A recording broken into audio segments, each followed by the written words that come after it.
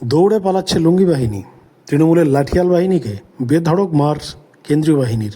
বন্ধুরা, এই বিষয় নিয়ে আলোচনা গতকাল থেকে রাজ্যের প্রথম দফার যে নির্বাচন, সেই নির্বাচনের পর থেকে রাজ্যের সমস্ত মিডিয়া হাউস, রাজ্যের জনসাধারণ মানুষ থেকে শুরু করে বিভিন্ন জেলাতে, অর্থাৎ যে সমস্ত জেলাগুলোতে গতকাল ভোট হয়েছে, যে সমস্ত বুথে ভোট হয়েছে, বাংলার সাধারণ মানুষ সারা রাজ্যব্যাপী এই আলোচনা বর্তমানে ট্রেন্ড চলছে যে এবারে কেন্দ্রীয় বাহিনী, জাতীয় নির্বাচন কমিশন এবং স্পেশালি রাজ্য পুলিশ, রাজ্য প্রশাসন যেভাবে নির্বাচন করে দেখিয়েছে, যেভাবে পিসফুল শান্তিপূর্ণ ভোট হয়েছে, এবং বিশেষ করে দেখুন স্পেশালি একটা কথা, কিছু বিক্ষিপ্ত ঘটনা ঘটেছে, এগুলোকে অস্বীকার করার কোনো জায়গা নেই, কিন্তু যে পশ্চিমবাংলায় আফটার ইলেকশন, বিফোর ইলেকশন এবং স্টিল নাও ইলেকশনের ডে, যেদিন ইলেকশন হয় পশ্চিমবাংলায়, এই 3টে দিন অর্থাৎ ভোটের আগে, ভোটের দিন এবং ভোটের পর যে ভায়োলেন্স দেখা যায়,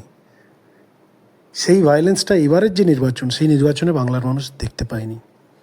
আপনারা দেখুন 2021-এর বিধানসভা, 2019-এর লোকসভা, 2016-র বিধানসভা, পঞ্চায়েত নির্বাচনগুলো আমরা বাদেই দিলাম।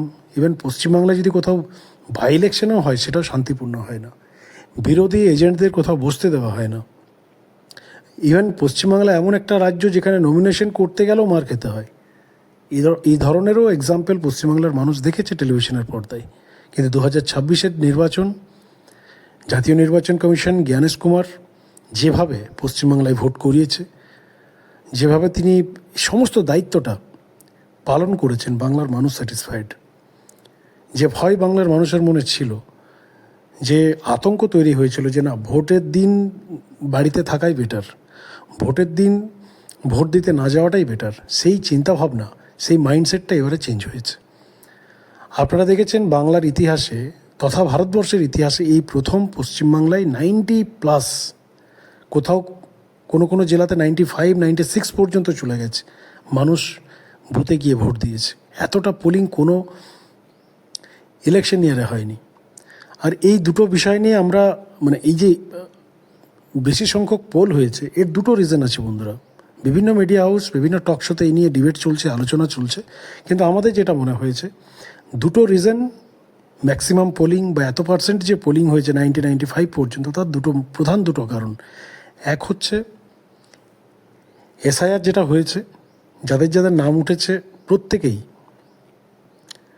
এবারে বুথে গিয়ে ভোট দেওয়াটা তারা বেটার মনে করেছে, যে যদি আমরা বুথে গিয়ে ভোট দিই তাহলে অ্যাটলিস্ট অনেকটা সেফ সিকিউর থাকা যাবে। এবং তার চেয়েও আরেকটা বড় ইম্পর্টেন্ট বিষয়, সেটা হচ্ছে ভোটের যে তালিকা, সেই তালিকাটা সংশোধন হয়েছে। অনেক বুথ, যে বুথগুলোতে আপনার হয়তো ডেড ভোটার রয়েছে, শিফটেড রয়েছে, বা এরকম ভুয়ো ভোটার রয়েছে যে যাদের কোনো অস্তিত্বই নেই।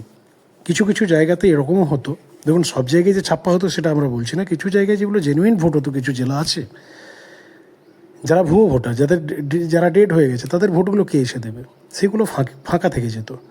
তো যেহেতু এবার ফ্রেশ ভোটার তালিকা হয়েছে, আপনার যদি কোনো বুথে 800 জন রয়েছে, 800 জনের মধ্যে 800 জনই অ্যাক্টিভ এবং তারা জেনুইন ভোটার, তাই যতটা সম্ভব তারা যে জেনুইন ভোটার, বুঝতেই পারছেন ম্যাক্সিমামটা বুথে এসে ভোটদান হয়েছে। তো এবার দেখার বিষয় আগামী 4 তারিখ, যদিও এর মাঝে 29 তারিখ ভোট রয়েছে। 29 তারিখের ভোট ভেরি সেন্সিটিভ, নির্বাচন কমিশনের কাছে বড় চ্যালেঞ্জ।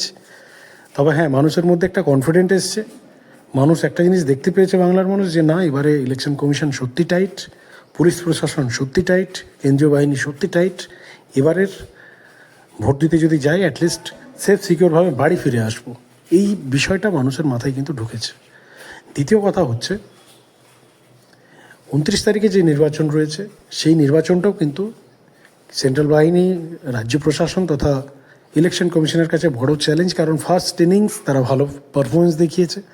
ফার্স্ট ইনিংসে বলতেই পারেন আপনারা যে তাদের স্কোর, তাদের গ্রাফ, তাদের পারফরমেন্স সত্যি খুব ভালো, কিন্তু শেষ ভালো যার, তারই সব ভালো হয়। শেষের দফায় যদি এই ধরনের ভোট হয়, পিসফুল ভোট করতে পারে, তাহলে বুঝতেই পারছেন জ্ঞানেশ কুমার এই পুরো যুদ্ধের কিন্তু তিনি ম্যান অফ দ্য ম্যাচ।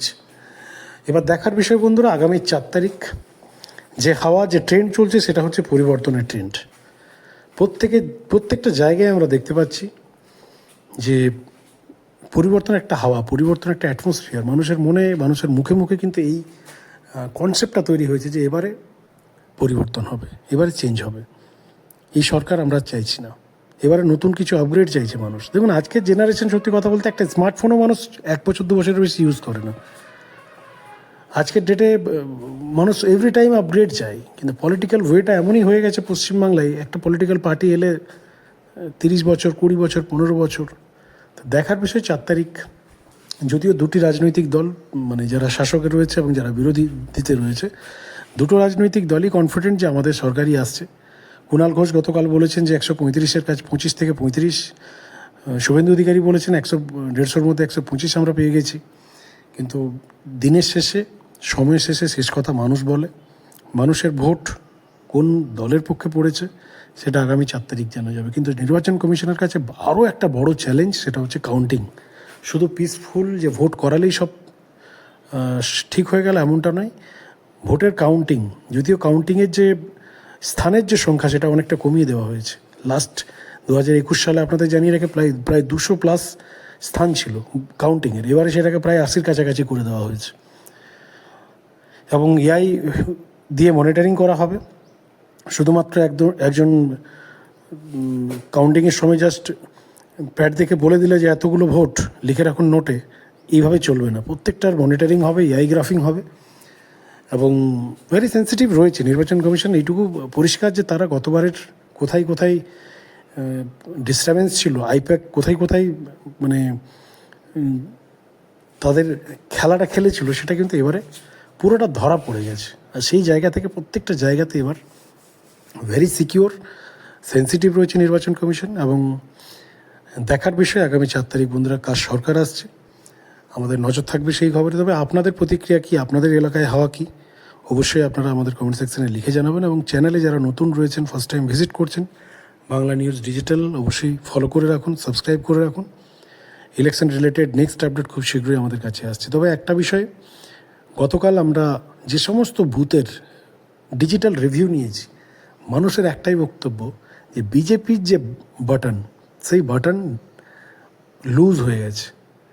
বাটনটা এতবার ক্লিক হয়েছে, অটোমেটিকলি আপনারা জানেন যে কোনো বাটন যদি বারবার ক্লিক হয় তার অবস্থার কিন্তু পরিবর্তন হয়। তো প্রত্যেকটা বুথে আমরা এই কথাটাই শুনছি যে বিজেপির যে বাটনটা অনেকটা লুজ হয়ে গেছে।